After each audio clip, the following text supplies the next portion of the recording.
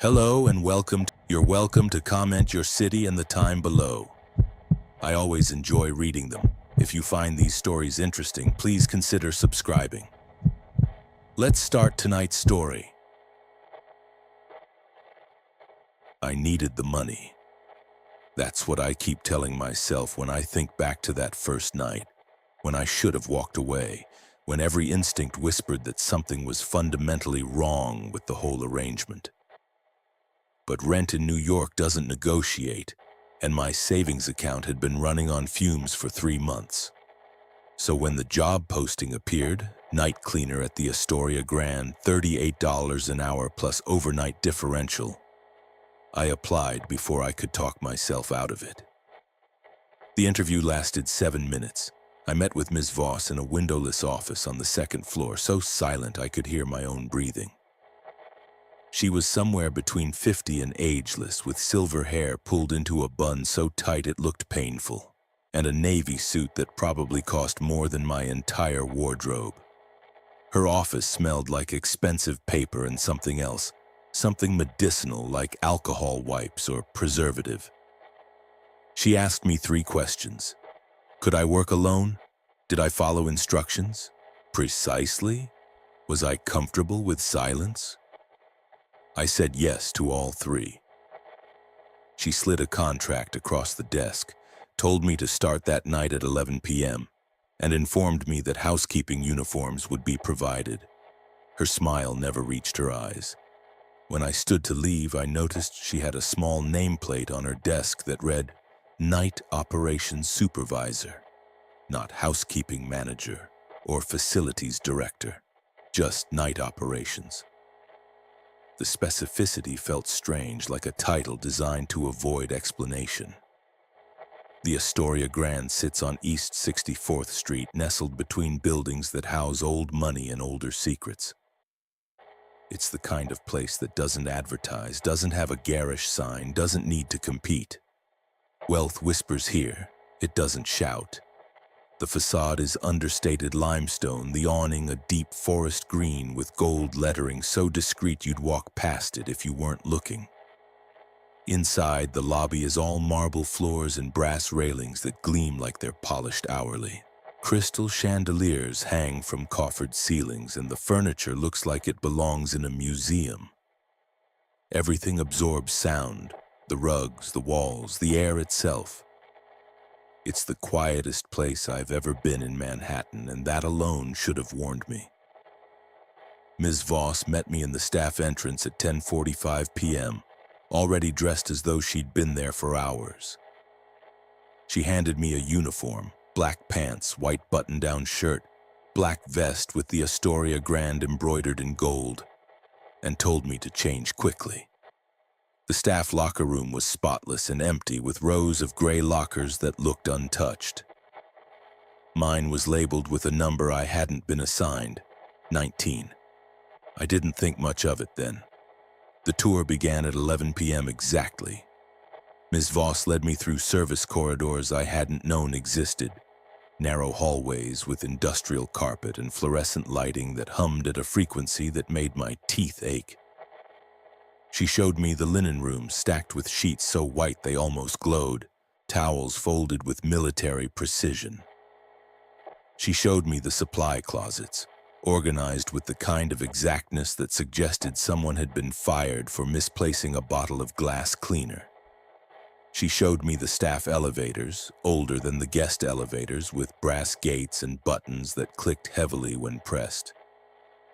But when we reached the east wing of the 3rd floor, something changed. Ms. Voss's path curved subtly but unmistakably, steering us around a particular corridor. She didn't acknowledge it, didn't comment on the detour.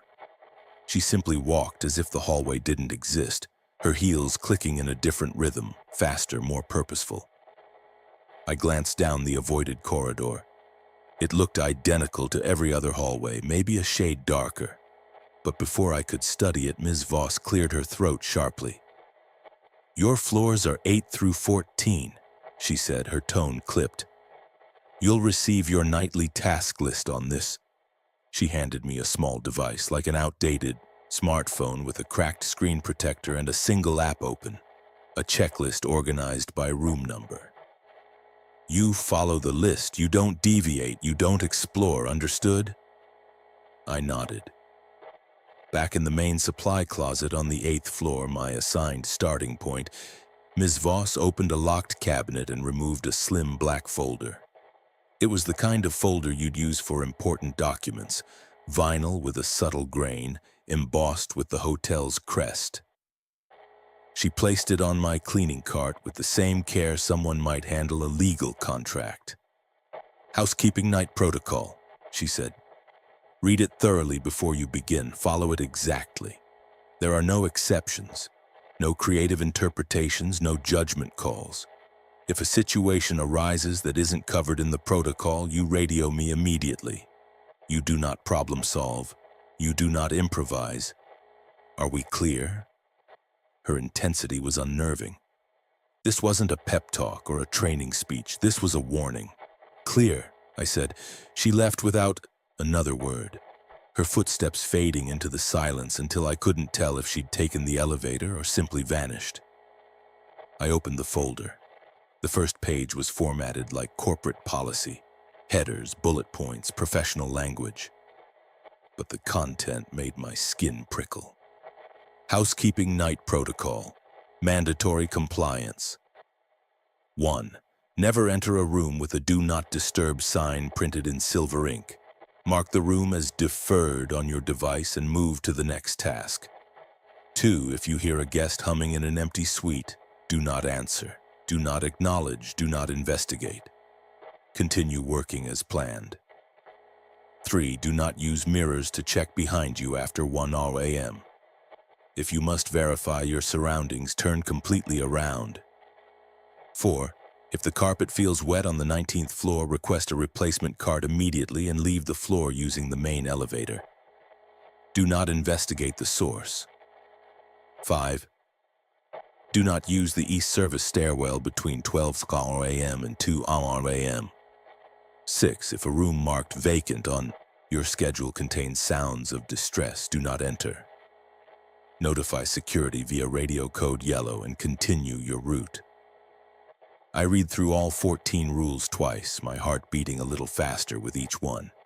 They were written like safety instructions, but they described situations that shouldn't exist.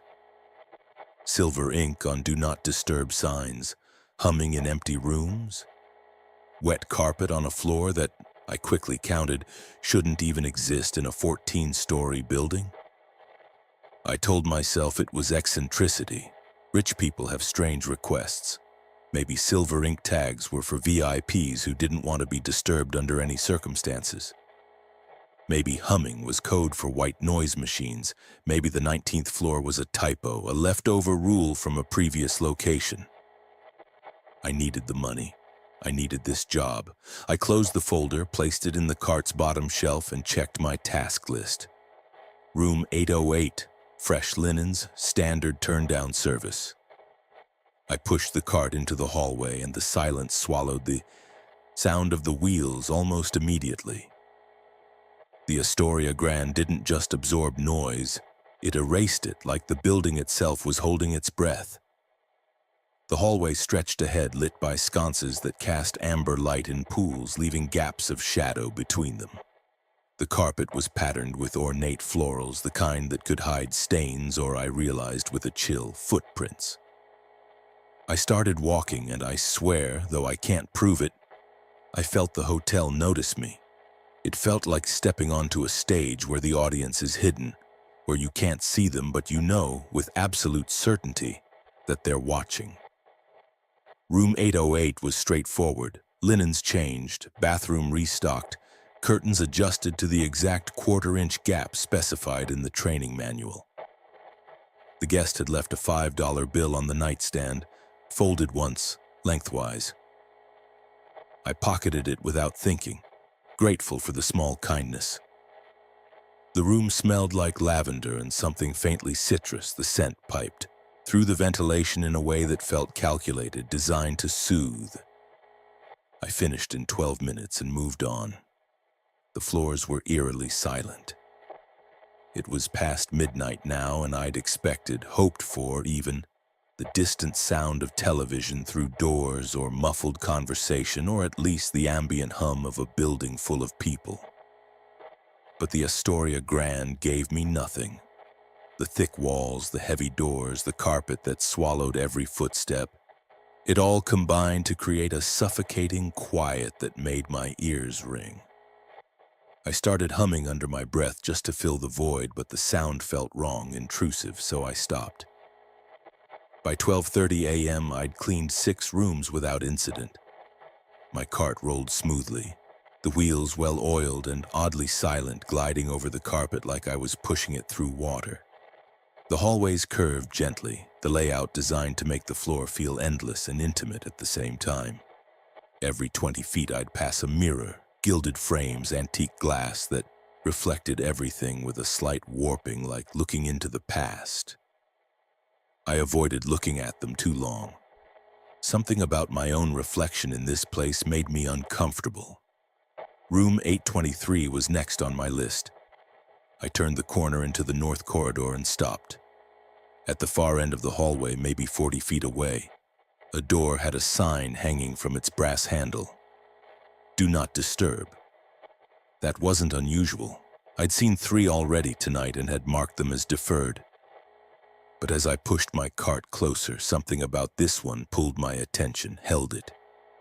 The sign wasn't the standard black and gold placard I'd seen throughout the hotel. This one was silver. Not metallic gold spray-painted to look silver. Not white with gray text.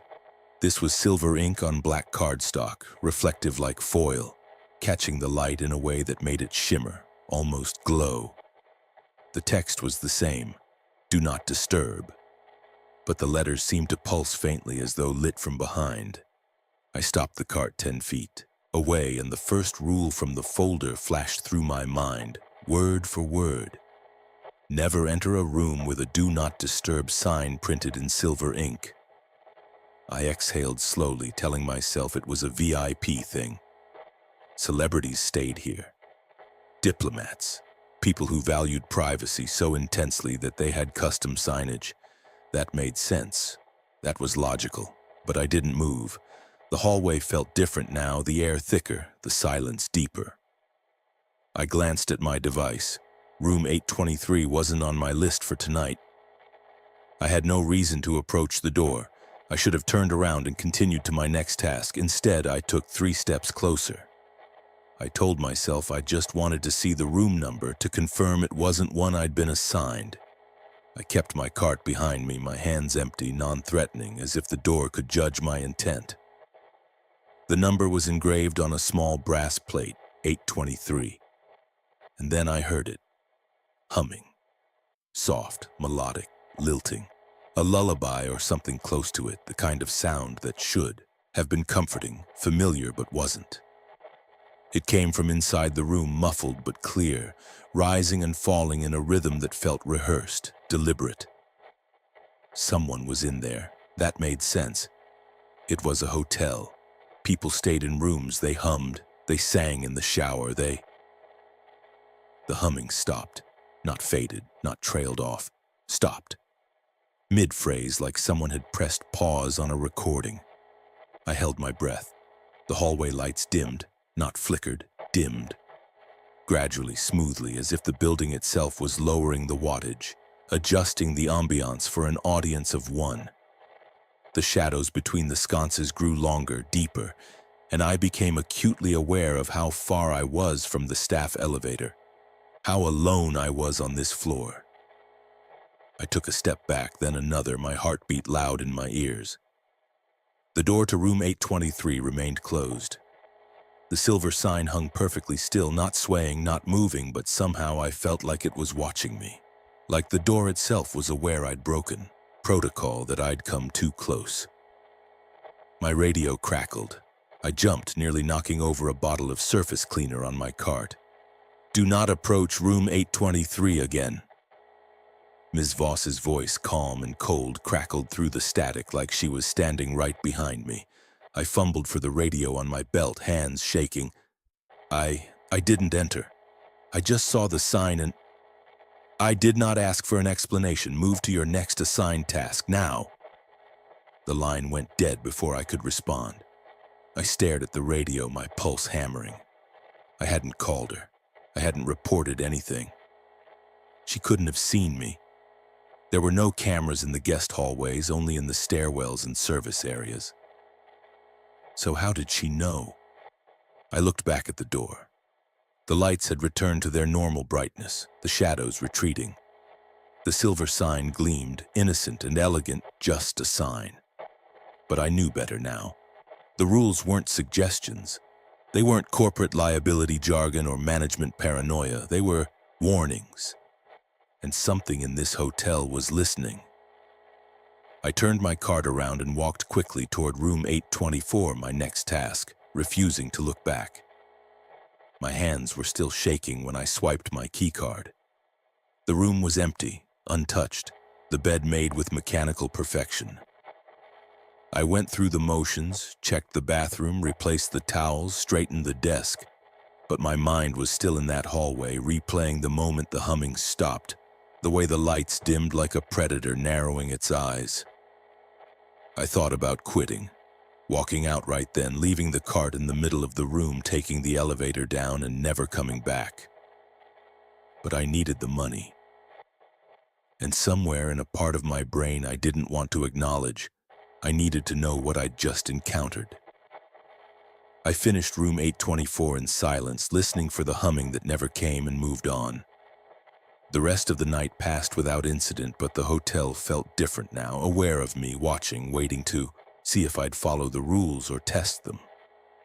I marked room 823 as deferred on my device, and when I did, the screen flickered for just a moment, displaying a message I didn't have time to read before it vanished. By 6 a.m., the daylight was starting to bleed through the edges of the heavy blackout curtains in the guest rooms. I returned my cart to the supply closet, logged out on my device, and took the staff elevator down. Ms. Voss was waiting in the lobby, her posture perfect, her expression unreadable. "You followed the protocol," she said. It wasn't a question. "Yes. Good. Same time tomorrow." She walked away before I could say anything else, her heels clicking on the marble, the sound swallowed almost immediately by the silence. I stepped outside into the cold November morning, and the noise of the city hit me like a wave. Cars honking, people shouting, the rumble of the subway beneath my feet. It was jarring, overwhelming, and real. I stood on the sidewalk for 5 minutes, letting the chaos wash over me, reminding myself that the world outside the Astoria Grand still existed. But when I closed my eyes, I could still hear it. The humming. Soft, patient waiting. I met Danny on my third night. He was already in the staff locker room when I arrived, half dressed in his uniform, eating a sandwich that smelled like garlic and vinegar. He looked like he was in his mid-40s with thinning hair, tired eyes, and the kind of comfortable slouch that comes from years of not caring what management thinks. His vest hung open, his shirt tail was untucked, and he had a coffee-stained name tag pinned crookedly to his chest. "You're the new guy," he said, not looking up. "Yes, started Monday." He took another bite, chewing slowly. "You'll quit by Friday, they always do." "Why?" He finally looked at me, one eyebrow raised, amused. "You read the folder yet?" I nodded. "And you think it's real?" I hesitated. I didn't know how to answer that. The humming, the dimming lights, Ms. Voss's impossible timing. None of it made sense, but I couldn't deny what I'd experienced. Danny laughed, a short bark of sound. "It's not. It's management's scare tactics. Keeps people obedient, keeps turnover high, keeps wages competitive because nobody stays long enough to ask for a raise. It's genius, really. I've been here 6 years. You know how many supernatural incidents I've seen? 0. He stood, crumpling his sandwich wrapper and tossing it into the trash with the practiced ease of someone who'd done it 1,000 times. He clapped me on the shoulder as he passed. Stick with me tonight, kid. I'll show you how to actually get through a shift without having a panic attack. I didn't want to stick with him. Something about his confidence felt dangerous, like watching someone juggle knives and insisting they're rubber. But I also didn't want to be alone. And Danny's presence, loud, dismissive, human, was a relief. We took the service elevator up, together our carts side by side, and I noticed his was half empty. He saw me looking and grinned. Why carry shit you don't need? I take the basics, hit the rooms, done, no overthinking. What about the checklist? What about it? He pulled out his device, older than mine, the screen cracked and held together with packing tape, and swiped through the tasks without reading them. It's a suggestion. You finish fast, you get to sit in the break room and watch TV. You follow every little step. You're here till dawn like some kind of martyr. The elevator doors opened on the 8th floor and we stepped into the familiar silence. Danny moved immediately, pushing his cart with a speed I hadn't seen before, his wheels squeaking faintly. He clearly didn't care about noise. East stairwell's faster, he said over his shoulder. Cuts 10 minutes off your route if you're smart about it. The protocol says not to use it between midnight and 2 a.m. He stopped, turned, and gave me a look that was half pity, half amusement. The protocol says a lot of things. You gonna let a piece of paper run your life? He pushed open the door to the east stairwell, a heavy gray door I'd been avoiding all week, and stepped inside without hesitation. The door swung shut behind him with a muted thud, and I stood there alone in the hallway, my cart suddenly feeling heavier. I should have stayed on my route. I should have followed the rules. But I didn't want to look like a coward, and I didn't want to be alone. I pushed my cart through the door and into the stairwell. The east stairwell was colder than the rest of the hotel. The air tasted metallic like old pipes and concrete dust, and the fluorescent lights overhead buzzed with a rhythm that felt irregular, off-tempo. The stairs were concrete, painted gray with metal railings that were slightly sticky to the touch. Danny was already 2 flights down, moving fast, his footsteps echoing in a way that sounded wrong, too distant, like the space was bigger than it should be. I followed, my cart bumping awkwardly on each step, the noise sharp and grating. The stairwell smelled like cleaning products and something else, something faintly organic, like mildew or damp wood. Danny reached the landing for the 6th floor and stopped, waiting for me to catch up. He wasn't even breathing hard. See, shortcut. Saves you from riding the elevator 6 times. You're welcome. I nodded, but I couldn't shake the feeling that something was off. The stairwell felt longer than it should. The space between floors stretched, as if the building was accommodating more distance than physics allowed. You coming? Danny was already moving again, his cartwheels rattling on the next flight. We reached what should have been the 5th floor, but the door we passed had no number. Just a blank metal plate where the floor indicator should have been. I slowed, staring at it, and Danny noticed. What? That door doesn't have a number. He glanced back, shrugged. Maintenance level, storage, who cares? He kept going. But I cared because 2 flights later there was another door, and this one had a number. 19.5. The number was engraved in brass, just like the others, but the font was slightly different. Older, more ornate, as if it had been installed decades before the rest. The door itself looked heavier, the paint darker, and there was no window, no indicator light, nothing to suggest what was behind it. Danny had stopped moving. He stood on the landing below, staring up at the door, his cocky expression gone. That wasn't there before, he said quietly. What do you mean? I mean, I've used this stairwell 100 times, and that door has never been there. We stood in silence, both of us staring at the impossible floor number. The fluorescent light above it flickered once, then went out, leaving the door in shadow. Let's keep moving, I said, my voice tight. Danny nodded, but he moved more slowly. Now, less confident, glancing over his shoulder as we continued down. By the time we reached the fourth-floor exit, he was pale, his hands gripping the cart handle too tightly. "We should have taken the elevator," he muttered. We split up after that, each taking our assigned floors. Danny's bravado had cracked, but he tried to laugh it off, muttering something about architectural quirks and old buildings. I didn't argue. I just wanted distance from the stairwell, from the door that shouldn't exist. By 1:15 a.m., I was finishing room 1107 when my radio crackled. "Hey, kid, you gotta see this." Danny's voice, too loud, too excited, the fear from earlier replaced with manic energy. "See what?" Just get to 1142. You're not gonna believe this view, it's insane." I hesitated, checking my device. Room 1142 wasn't on my list. "That's not my floor, Danny." "Dude, just come see it, 5 seconds, trust me." The line went silent. I stood there, every instinct screaming at me to stay on task, to follow the rules, to not deviate.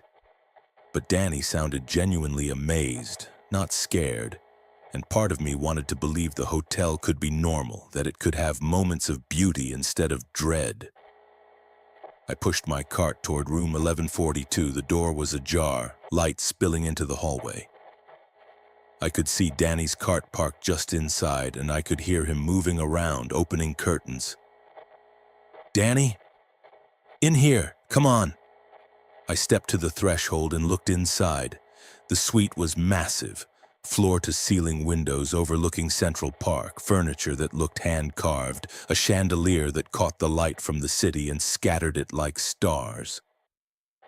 And Danny stood in the center of the room, arms spread, grinning like a kid. "See? Told you. This is why people pay $5,000 a night." But something was wrong. The mirror on the far wall, a full-length antique mirror with a gold frame. It reflected the room perfectly, the furniture, the chandelier, the windows. And it reflected Danny, but not where he was standing. In the reflection, Danny stood directly behind me in the doorway, his face inches from the back of my head. I spun around. The hallway was empty. I looked back at the mirror. Danny's reflection was still there, still behind me, still smiling. And then I looked at the real Danny standing across the room and saw his face go slack. "Why am I over there?" he whispered, staring at the mirror. His reflection tilted its head and smiled. Before Danny did, the lights went out. For 2 seconds, maybe 3, the room was pitch black. I couldn't see anything, couldn't hear anything except my own heartbeat and a faint sound, a soft rustle, like fabric sliding across carpet. The lights came back on. Danny was gone. His cart was still rolling, wheels turning slowly as someone had just pushed it. It coasted toward the door, toward me, and stopped with a soft bump against the frame. I stumbled backward into the hallway, my breath coming in short gasps, and slammed the door shut. My hands were shaking so badly I could barely grip my radio. Ms. Voss, Danny's, he's gone, where are you?" 11th floor, room 1142, he disappeared. There was a mirror and, "Do not re-enter that room. Return to your cart and continue your route. I will handle this." "Handle what? He's gone." "That is not your concern. Return to your tasks, now." The line went dead. I stood there staring at the closed door, at Danny's cart still parked innocently in the hallway. And I knew with absolute certainty that he wasn't coming back. The hotel had him, and the rules had tried to warn us. I didn't finish my route that night. I couldn't. My hands wouldn't stop shaking, and every shadow in every hallway looked like it was moving, reshaping itself, waiting. I radioed Ms. Voss at 3 a.m. and told her I was unwell, which wasn't a lie. She told me to clock out and return tomorrow night. Her voice held no sympathy, no acknowledgement of what had just happened. It was as if Danny had never existed. I took the main elevator down, refusing to even look at the east stairwell, and when I reached the lobby, I saw two men in dark suits standing near the concierge desk, speaking quietly with Ms. Voss. They weren't police. Their presence was too controlled, too deliberate. Private security, maybe, or something else. Ms. Voss glanced at me once, her expression blank, then returned to her conversation as if I were invisible. I left through the staff entrance and walked 12 blocks before I stopped shaking. At home, I tried to sleep, but every time I closed my eyes, I saw Danny's reflection smiling out of sync. Saw the lights cutting out. Saw the empty space where he'd been standing. I told myself to quit, to never go back, to find another job, any job. But when 10 p.m. rolled around the next night, I got dressed, pulled on my jacket, and took the subway to East 64th Street. I had to know. Ms. Voss said nothing about Danny when I arrived. His locker had been cleared out, his name removed from the staff roster board in the break room. It was as if he'd never worked there. I wanted to ask, wanted to demand answers, but the look in Ms. Voss's eyes when she handed me my device stopped me cold. It wasn't a warning. It was certainty. Certainty that I already knew the answers and that asking would only confirm I was a liability. Floors 8 through 14, she said. Standard protocol. I nodded and took my card upstairs. But I didn't start my tasks immediately. Instead, I went to the staff office on the 9th floor, a small room tucked behind the linen closet used for paperwork and old filing cabinets that hadn't been digitized. The door was usually locked, but tonight it was ajar, as if someone had forgotten to secure it. I slipped inside. The room smelled like old paper and toner ink.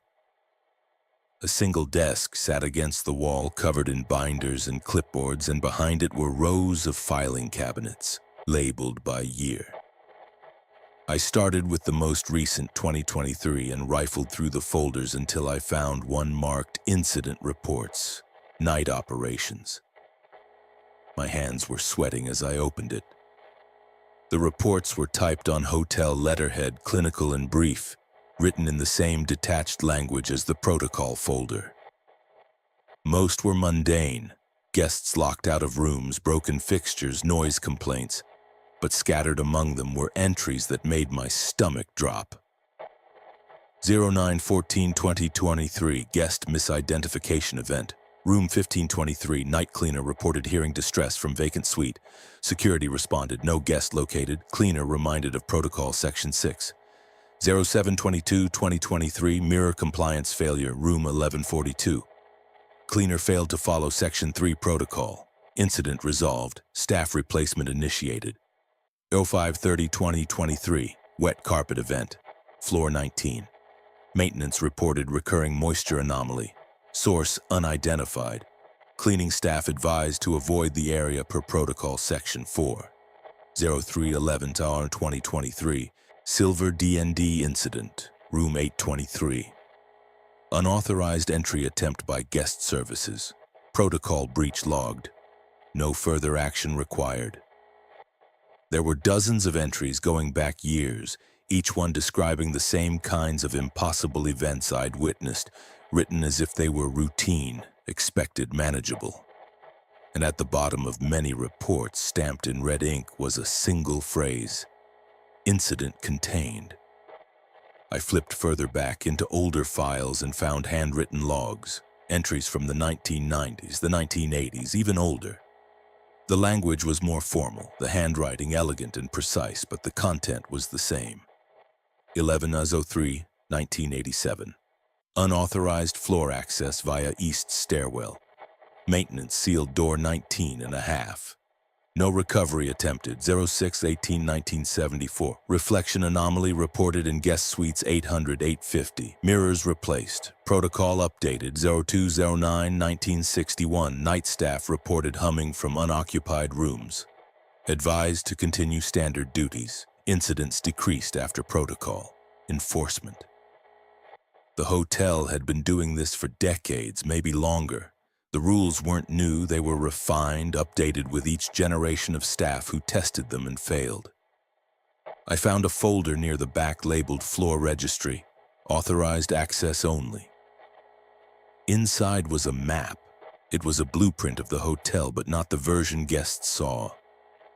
This map included floors that didn't appear on the elevator buttons, corridors that curved into spaces that shouldn't exist, rooms with numbers like 19 and a half, 23B, 7 rear.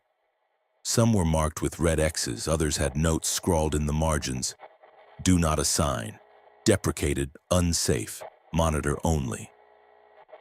The Astoria Grand wasn't just 14 floors, it was layered, folded, a structure that extended into dimensions the architects hadn't planned, or had planned and then tried to forget.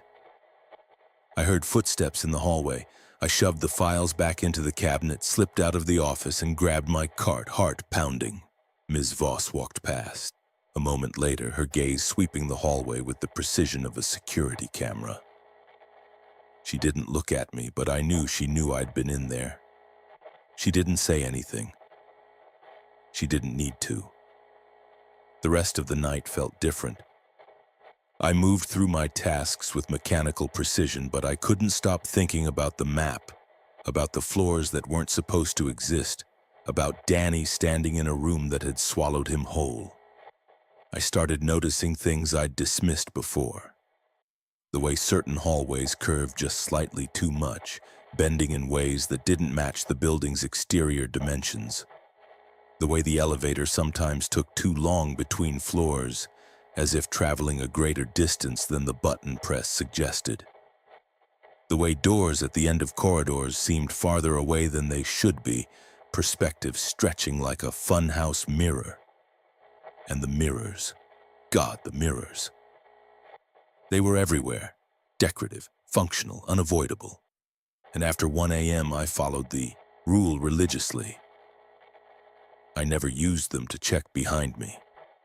I turned my whole body, forcing myself to look directly, refusing to rely on the reflection. Because I knew, with a certainty I couldn't explain, that if I looked into a mirror after 1 a.m., I might see something looking back that wasn't me. At 2:30 a.m. I passed the east stairwell. The door was closed, but I could hear something on the other side. A faint creaking, rhythmic like someone slowly climbing stairs. I pressed my ear to the door, barely breathing. The creaking stopped, and then from the other side, inches away, I heard breathing. I jerked back, stumbling into my cart, and the breathing stopped as abruptly as it had started. I didn't go near that door again. By 5 a.m., I was exhausted, my nerves frayed, my mind buzzing with too many questions. I returned to the supply closet to log out, and as I placed the protocol folder back in the cabinet, I noticed something I'd missed before. There was a second folder, smaller, tucked behind the first. I pulled it out. It was older, the vinyl cracked, the hotel crest faded. Inside was a single page typewritten on yellowed paper titled Supplementary Guidelines for Long-Term Night Staff. The rules were different here, more specific, more personal. If you see your own reflection when you do not pass a mirror, stop moving. Count to 10. Do not proceed until the reflection blinks. Do not accept folded tips left in vacant rooms. If a door you have cleaned appears again on your task list within the same shift, mark it as duplicate and do not re-enter. Never write your real name in the staff log. Use your assigned ID number only. I flipped the page over. On the back, in faded pencil, someone had written a single sentence. The hotel doesn't keep you. It borrows pieces. Don't let it finish the collection. I stood there, staring at the words, and felt the temperature in the room drop. The hotel wasn't haunted, it was something worse. It was alive, and it was patient. And I had just signed on to work here 5 nights a week. I saw him for the first time at 3:47 a.m. on my 6th night. I'd been restocking my cart in the supply closet on the 10th floor when I heard the service elevator arrive with its characteristic metallic groan. The doors opened, and a man stepped out, older, maybe 60, dressed in a maintenance uniform that looked like it had been washed 1,000 times. He carried a toolbox in one hand and a clipboard in the other, and he moved with the slow, deliberate efficiency of someone who'd learned not to waste motion. He didn't look at me at first. He walked past the closet, checked a light fixture that didn't appear to be broken, made a note on his clipboard, and then turned his head slightly, acknowledging my presence without meeting my eyes. "You're still here," he said. His voice was rough, quiet, like gravel settling. "I work here," I said, uncertain if he was talking to me or simply stating a fact. "Most don't last a week." He knelt beside an electrical panel, opened it with a key from his belt, and inspected the wiring inside. "You read the folder?" "Yes." "You follow it?" "Yes." He nodded, satisfied, and closed the panel. Then he stood, finally looking at me directly. His eyes were pale gray, tired but sharp, evaluating. "Then you're smarter than the last one." "Danny." He meant Danny. "What happened to him?" I asked, the question spilling out before I could stop it. The man, his name tag read Carver, tilted his head slightly as if weighing whether I deserved an answer. "He didn't follow the rules," Carver said simply. "So the hotel did what it does, which is collected him." The words hung in the air, cold and final. Carver picked up his toolbox and started walking toward the elevator. I followed without thinking, needing answers, needing someone who understood what this place was. "What do you mean, collected?" Carver pressed the elevator button and waited, staring at the brass doors. "The Astoria Grand isn't haunted. That's the wrong word. Haunted means something died and stayed. This place was never alive to begin with. It's something else. It's leased." "Leased?" The elevator arrived. Carver stepped inside and I followed, the doors closing behind us. He pressed the button for the basement level, sub-level 2, a floor I hadn't known existed. "Not by people," Carver continued, his tone matter-of-fact, like he was explaining how the HVAC system worked. "By something that likes luxury, privacy, order.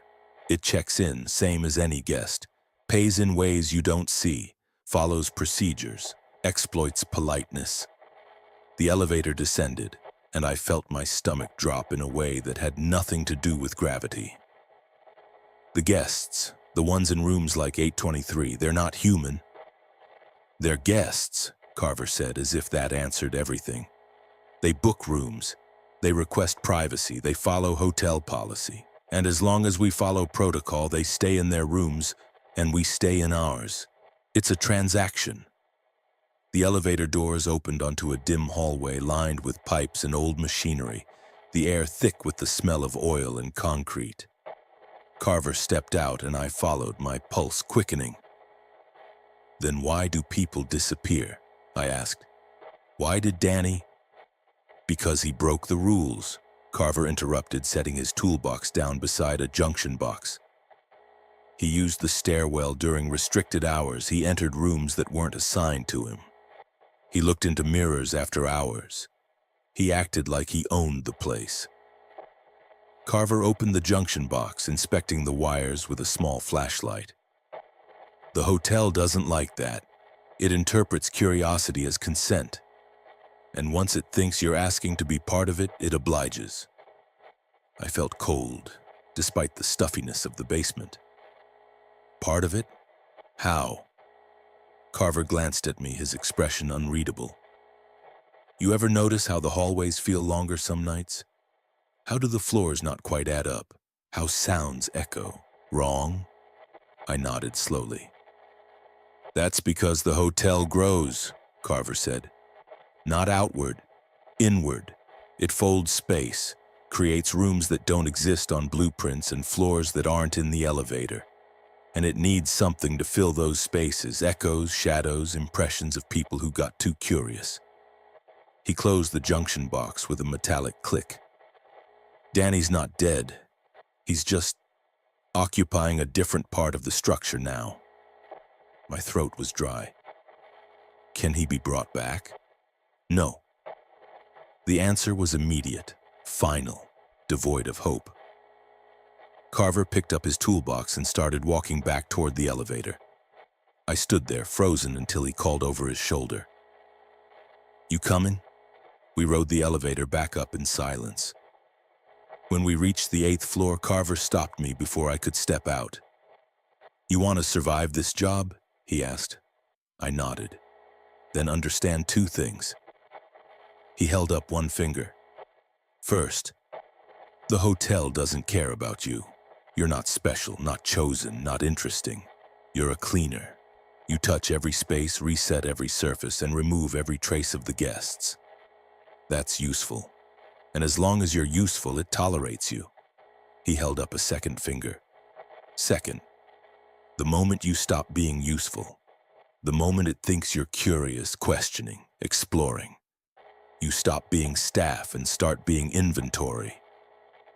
The doors began to close, but Carver held them open with his hand. "One more thing," he said, his voice quieter now, almost reluctant. "Never accept a tip that's already folded." I frowned. "What?" "If you find money in a room and it's already folded, creased, or shaped, don't take it. Leave it where it is and report it as guest property, understand?" "Why?" Carver's expression darkened. "Because it means something left it for you specifically. It prepared it. And if you take it, you've accepted an offering. That changes the terms of your employment." Before I could ask what that meant, he released the elevator door and let it close, leaving me alone in the hallway. I thought about quitting. I thought about it every night, every time I clocked in, every time I pushed my cart into another silent hallway. But something kept me coming back. Not the money, not anymore. It was the need to understand, to map the rules, to learn how far I could push before the hotel pushed back. And I started noticing the tips. At first, I thought Carver was being paranoid.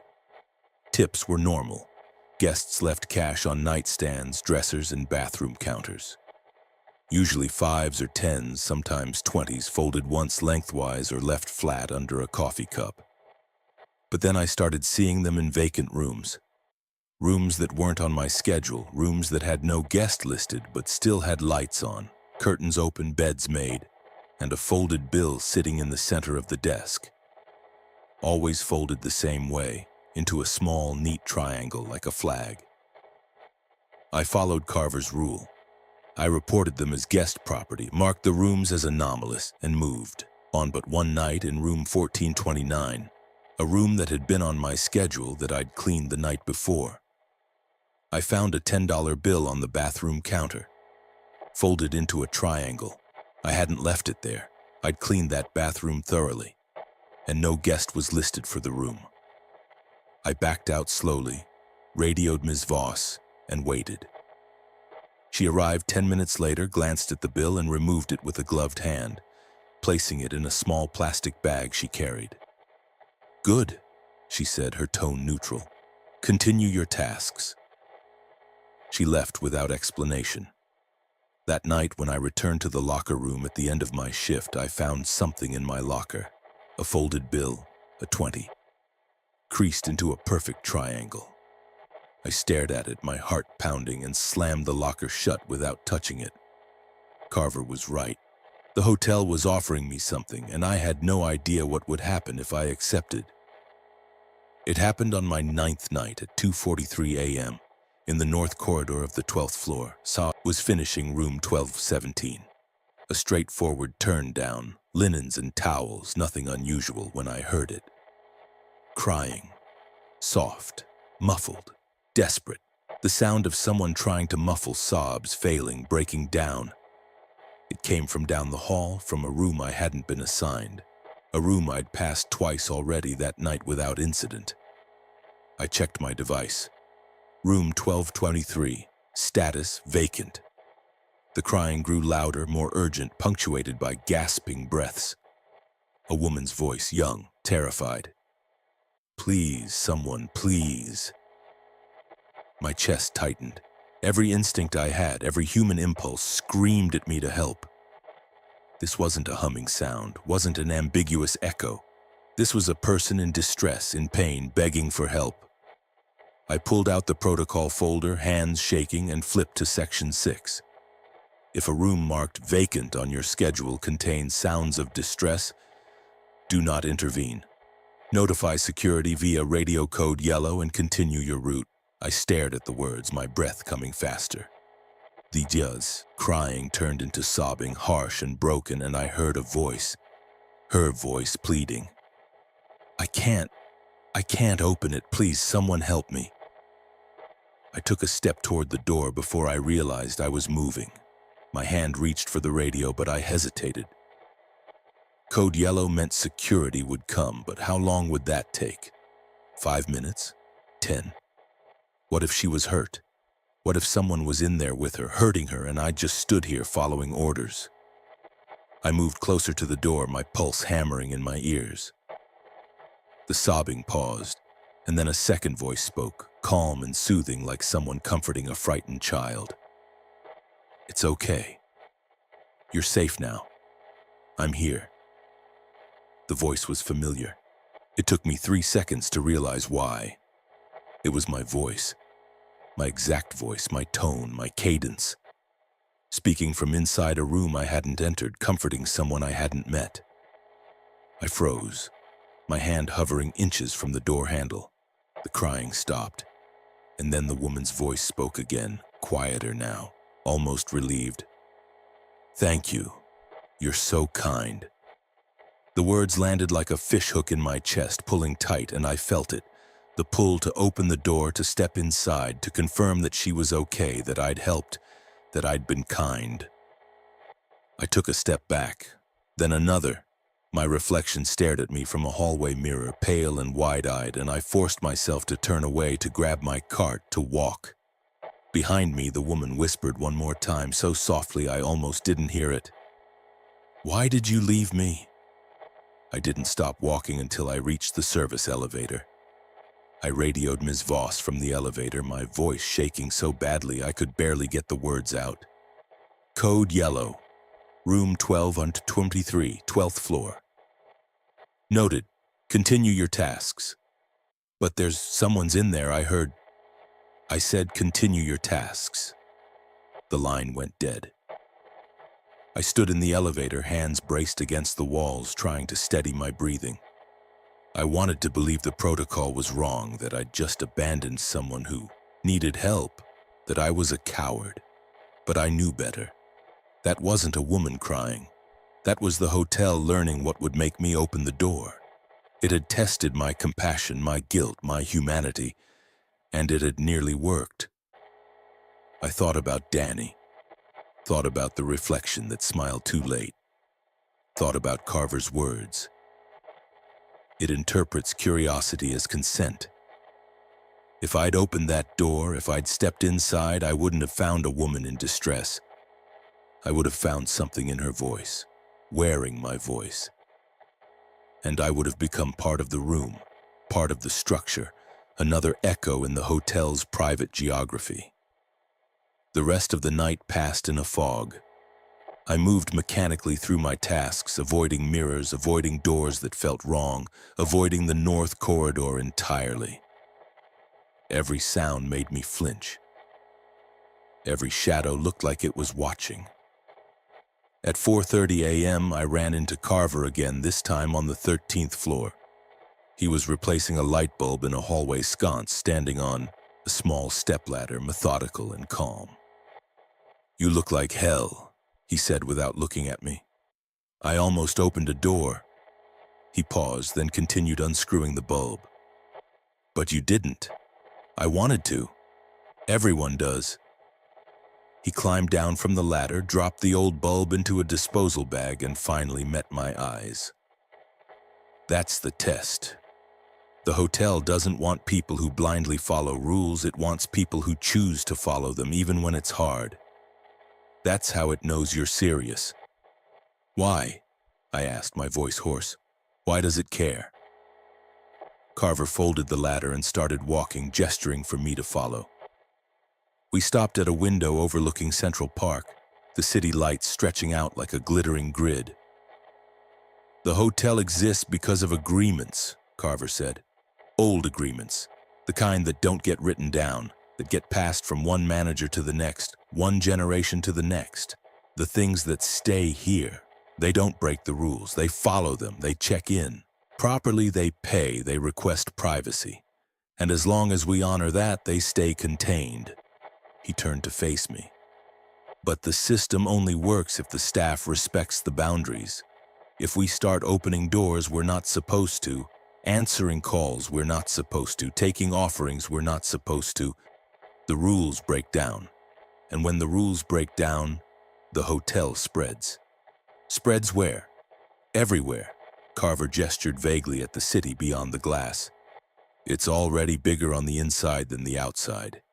You think that stops at the walls? You think it can't fold other spaces into itself if it gets strong enough?" I stared at him, the weight of what he was saying settling over me like a lead blanket. "So we're not protecting ourselves," I said slowly. "We're protecting everyone else." Carver nodded. "Now you're getting it." He walked away, leaving me standing at the window, staring out at a city that had no idea what was contained in the building on East 64th Street. And, for the first time, I understood why I couldn't quit. Not because I needed the money, but because if I left, someone else would take my place. Someone who might not follow the rules, someone who might open the wrong door. And the hotel would grow. It started small. On my 11th night, my task list updated mid-shift. I was halfway through the 9th floor when the device in my hand buzzed, and a new line appeared at the top of the screen. Priority task, floor 19. Wet carpet remediation, report to station 19's A immediately. I stared at the screen, my stomach sinking. Floor 19 didn't exist. The Astoria Grand had 14 floors. The elevator only had buttons for sub-levels 2 through 14, plus the lobby. I'd seen the blueprints in the staff office, the ones that showed the hidden floors, the deprecated spaces, but I'd never seen an active task assigned to one of them. I radioed Ms. Voss. "I have a priority task for floor 19. Is this an error?" Silence. I waited, the device still. Glowing in my hand, the new task line pulsing faintly as if impatient. The radio crackled. "Do not acknowledge that task. Mark it as complete without visiting the location. Continue your standard route." Her voice was tight, controlled, but I heard something underneath it. Fear, urgency. "But it says priority. Mark it complete, now." The line went dead. I looked down at the device. The task was still there, pulsing, waiting. I tapped Mark complete. The screen flickered, and the task reappeared, this time with red text. "Overdue. Immediate action required." My hands were sweating. I radioed Ms. Voss again. No response. I tried 3 more times. Nothing. The elevator at the end of the hall chimed softly, its brass doors sliding open.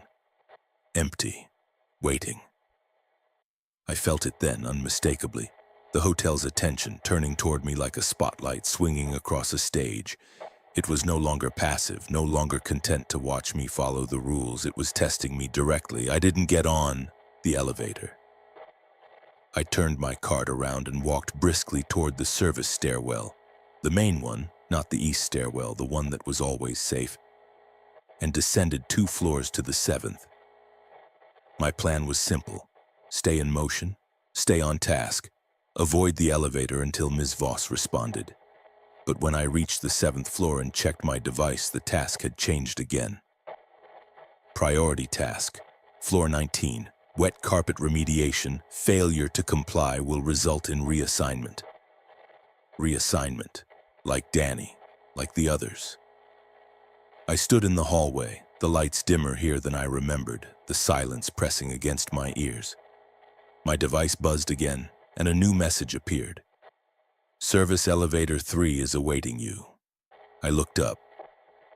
At the end of the hall, the service elevator doors were open, the interior lit with soft amber light. I hadn't pressed the button. I walked toward it slowly, every instinct screaming at me to run the other way, but where would I go? The stairwell. The hotel controlled the stairwells. The main elevator, it controlled those too. I stepped into the elevator. The panel inside was different. The usual buttons, sub-level 2 through 14, were still there, but above them, barely visible, were additional buttons I'd never seen before. Floors 15 through 20, the numbers engraved in brass so tarnished they were almost illegible. Button 19 was glowing faintly. The doors closed before I could step back out. The elevator began to rise. I counted the floors as we ascended. 8, 9, 10, 11. The elevator moved smoothly, the hum of the motor steady, normal. 12, 13, 14. Then it kept going. The lights inside flickered once and the hum changed pitch, deepening like the machinery was working harder, pulling the elevator through space it wasn't designed to reach. 15, 16. The temperature dropped. My breath fogged in front of me. 17, 18. The elevator slowed and stopped. The number 19 glowed softly on the panel. The doors opened. The hallway beyond was wrong.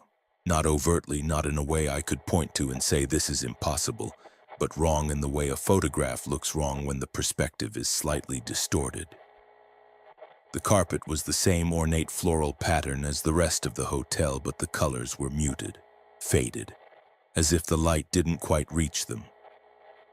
The walls were the same cream wallpaper, but the texture looked flat, two-dimensional. The sconces were lit, but the light didn't push back the shadows properly, it just made them denser. And the carpet was wet. Not soaked, not dripping. Damp, like it had been misted, like the air itself was condensing into the fibers. My shoes left prints that didn't fade, dark impressions that stayed long after I'd moved, marking my path. I took a step forward, my cart still in the elevator behind me, and the doors closed. I spun around, but there was no call button, no panel, no way to summon it back. I was alone. I walked slowly down the hallway, walked slowly, footsteps muffled by the damp carpet, the air tasting metallic like old pennies.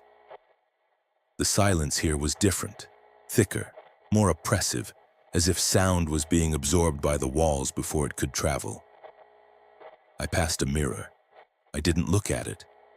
I kept my eyes forward, remembering the rule. Do not use mirrors to check behind you after 1 a.m.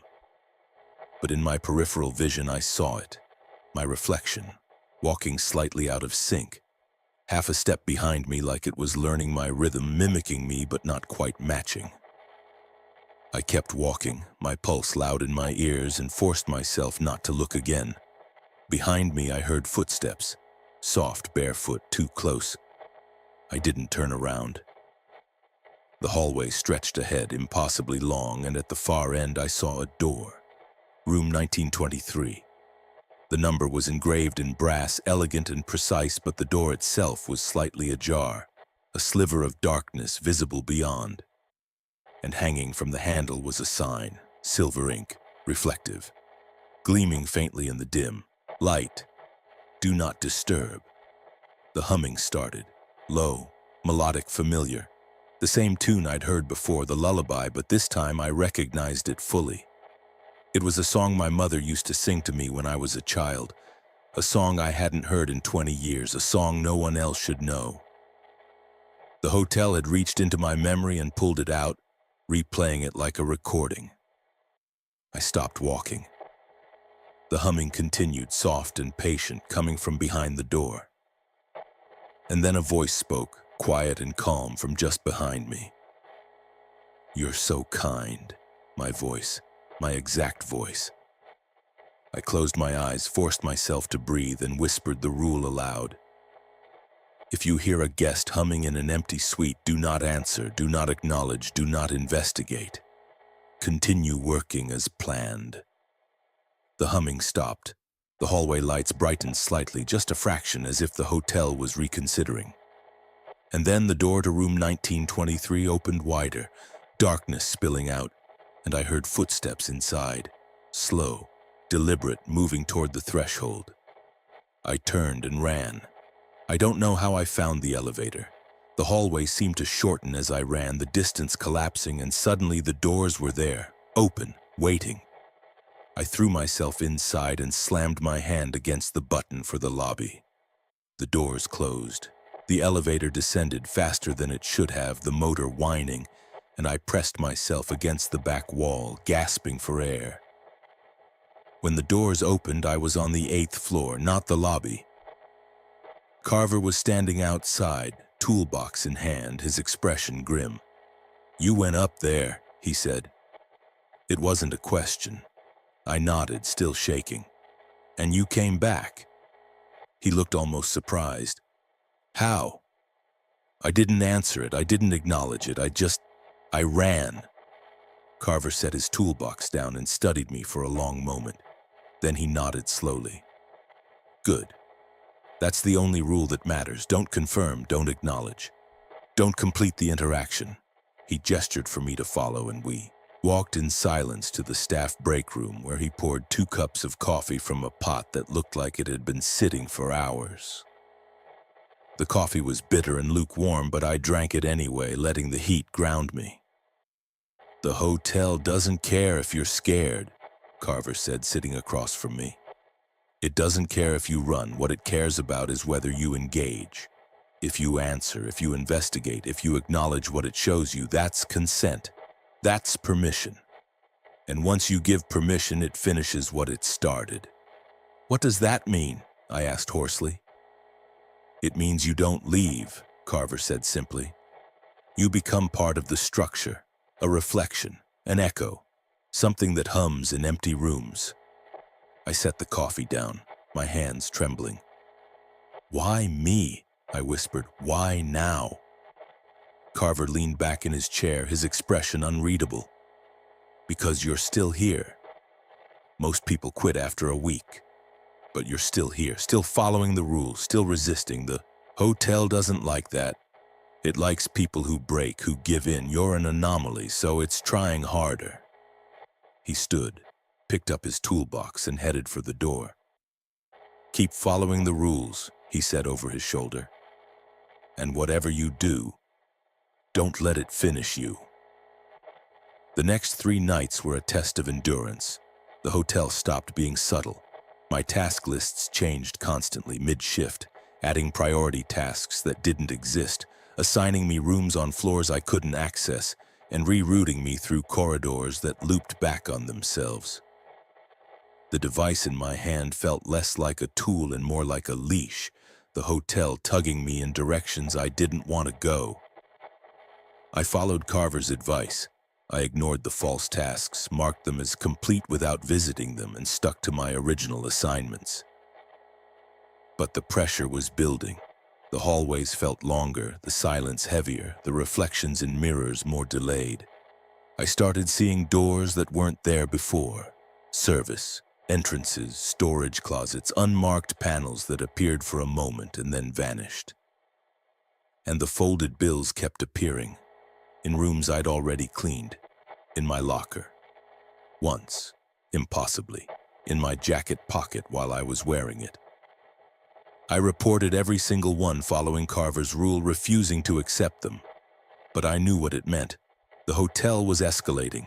It was no longer testing my obedience, it was testing my resolve. On my 14th night at 1:47 a.m., my radio crackled with a message I hadn't expected. "Proceed to the linen room. Do not use the elevator. Do not use the east stairwell. Main stairwell only, immediately." Ms. Voss's voice was sharp and urgent. I abandoned my cart and ran. The main stairwell was cold, the air smelling faintly of concrete and metal, but it felt safe, grounded, real. I descended 3 flights, my footsteps echoing harshly, and burst through the door into the sub-level corridor. The linen room was at the end of the hall, a large, climate-controlled space filled with industrial shelves stacked with linens, towels, and uniforms. Ms. Voss was waiting inside, her posture rigid, her expression unreadable. "Close the door," she said. I did. She locked it. For a moment, we stood in silence, the hum of the HVAC system the only sound. Then Ms. Voss spoke, her voice quieter than I'd ever heard it. "The hotel is trying to claim you." I swallowed hard. "I know." "Do you?" She turned to face me fully, and for the first time I saw cracks in her composure. Dark circles under her eyes, tension in her jaw. "Do you understand what that means? It's not metaphorical. It's not symbolic. If you give it an opening, if you accept an offering, if you complete an interaction, if you acknowledge something you shouldn't, it will fold you into its structure. You'll still exist, but not in a way that matters. You'll be part of the hotel, a fixture, a voice, in an empty room." "I've been following the rules," I said, my voice shaking. "I've done everything." "Following the rules isn't enough anymore," Ms. Voss interrupted. "The hotel has decided you're interesting. That means it will keep testing you, keep pushing until you make a mistake, or what?" She hesitated, then reached into her jacket and pulled out a key card. It was black, unmarked, with no logo or magnetic strip, just a smooth, matte surface. "There's a room," she said quietly. "Floor 19 and a half. The hotel created it years ago during an expansion we didn't authorize. It's not on the maps. It's not on the guest registry. But it exists, and the hotel uses it as storage." My stomach turned. "Storage for what?" "For the staff," it's claimed. "The ones who broke the rules, who stayed too long, who got too curious. They're not gone. They're in that room waiting." I took a step back, my pulse racing. "Why are you telling me this?" "Because you need to know what's at stake." She held out the key card. "And because if you want to survive this, you need to understand the most important rule, the one that's never written down." I stared at the key card, not taking it. "What rule?" "Don't let it finish you." Ms. Voss's gaze was steady, unflinching. "If the hotel tries to pull you in, if you find yourself in a situation where it's offering you a door, a voice, a path you shouldn't take, refuse to complete the interaction. Don't answer. Don't acknowledge. Don't take the final step. Just stop. Stand still. Wait it out. And if I can't," her expression darkened, "then you'll join the others in room 19 and a half." She pressed the key card into my hand and unlocked the door. "Your shift ends in 4 hours. Finish your tasks. Don't go near the 19th floor. And if you hear your name called by a voice you recognize, don't answer." She left without another word, her heels clicking down the corridor, swallowed quickly by the silence. I stood there, holding the key card, feeling its weight, and wondered if I'd just been given a lifeline or a death sentence. The rest of the night was a blur. I returned to my tasks, moving mechanically through the floors, my mind racing. Every sound made me flinch. Every shadow felt like it was moving. I avoided mirrors entirely, keeping my eyes forward, refusing to give the hotel any opportunity to catch me in a reflection. At 3:20 a.m., I turned a corner on the 10th floor and stopped. At the end of the hallway, near the service elevators, there was a door I hadn't seen before. It was plain, unremarkable, painted the same cream color as the walls. But the number on the brass plate made my blood run cold. 19 and a half. The door was ajar, just slightly, darkness visible beyond. And from inside I heard a voice. Danny's voice. Hey, I need help. Can you just grab this for me? I can't reach it." Casual. Normal. Like he was asking me to hand him a towel. I stood frozen, every instinct screaming at me to run, but my feet wouldn't move. "Come on, man," Danny's voice continued, a little impatient now. "It's right here. Just come in for a second."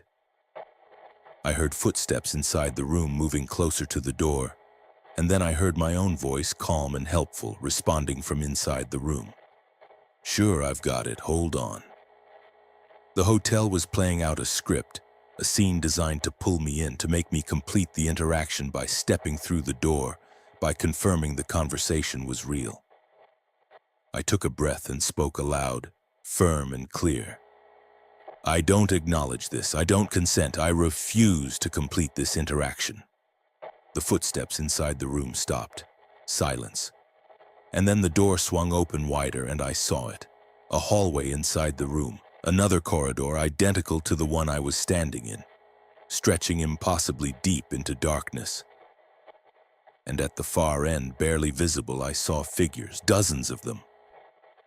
Standing still, facing away, wearing housekeeping uniforms. Waiting, I turned and walked away, forcing my legs to move, refusing to look back. Behind me, the door closed softly with a sound like a sigh. I made it to the end of my shift, barely. By 6 a.m., the daylight was bleeding through the hallway windows and the hotel felt lighter, quieter, almost normal. I returned my cart, logged out, and took the main elevator down to the lobby. Ms. Voss was waiting near the staff entrance, her posture perfect, her expression neutral. "You survived," she said simply. I nodded, too exhausted to speak. She studied me for a moment, then handed me an envelope.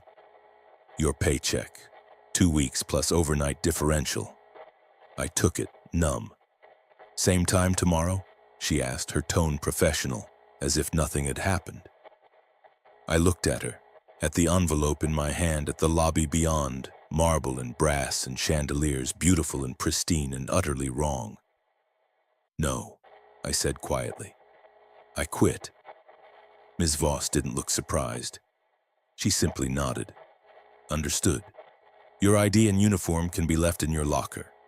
I walked, out of the Astoria Grand and into the cold morning air, the noise of the city hitting me like a wave. I'd escaped.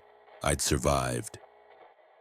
But as I walked down East 64th Street, my reflection caught in a storefront window, and I saw it. My reflection smiled. Half a second after I did. I didn't go back. I told myself it was over, that I'd walked away, that I was free. I deleted Ms. Voss's number from my phone, threw my uniform in the trash, and avoided East 64th Street entirely. I found a new job 3 days later. Data entry, boring, fluorescent lit, gloriously normal. The pay was half what I'd made at the Astoria Grand, but I didn't care. For a week, I almost believed I was okay. Then the signs started, small things at first.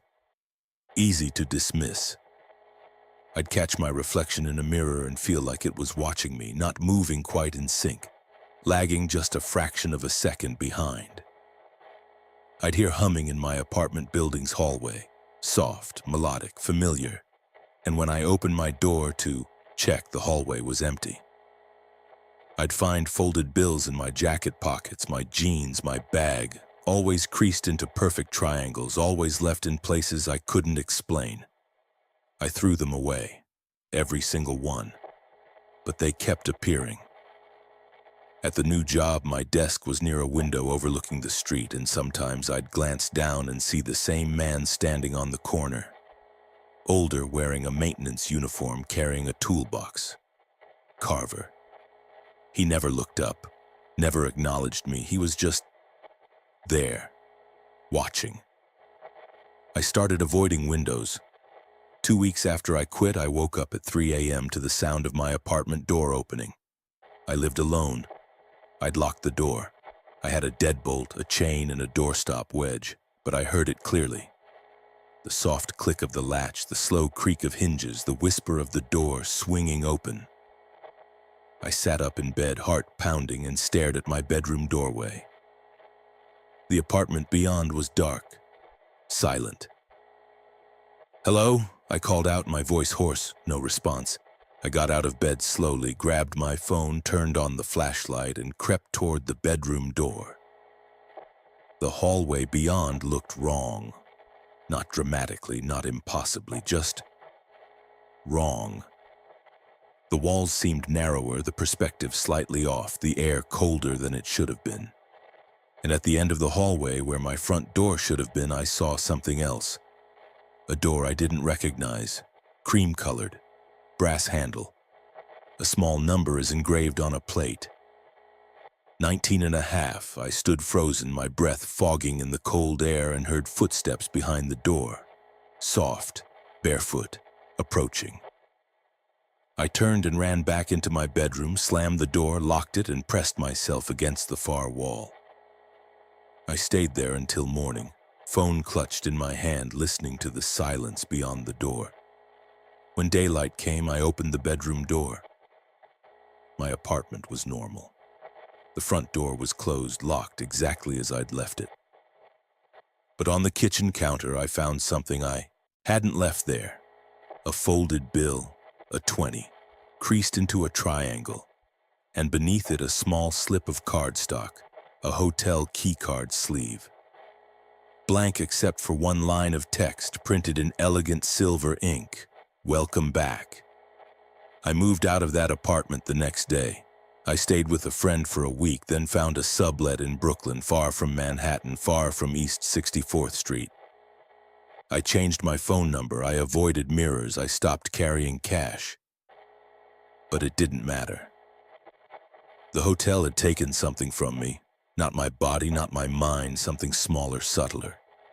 A piece of my presence, my reflection, my echo. I'd worked there for 14 nights, touched every surface, walked every corridor, breathed its air.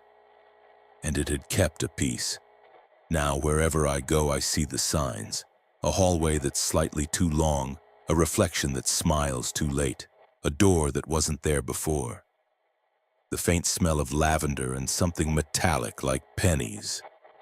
The Astoria Grand isn't just a building on East 64th Street. It's a structure, a network. A presence that folds into the spaces between places, that reaches through mirrors and thresholds and moments of inattention. And once it knows you, once you've worked there, once you've followed its rules and walked its halls, it doesn't forget. I still hear the humming sometimes, late at night in the silence just before I fall asleep. A lullaby my mother used to sing, a song only I should know.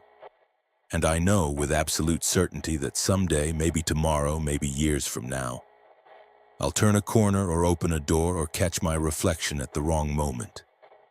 And I'll see it waiting. Room 19 and a half. The door will be open. And I'll have to decide one final time whether to follow the last rule. Don't let it finish you. But I'm afraid that choice has already been made. Because last night I found something in my coat pocket, a key card, black, unmarked, smooth. And when I held it up to the light, I saw, engraved so faintly I almost missed it. 19 and a half, permanent resident. I haven't used it yet. But I know I will, because the hotel is patient, and it always checks out.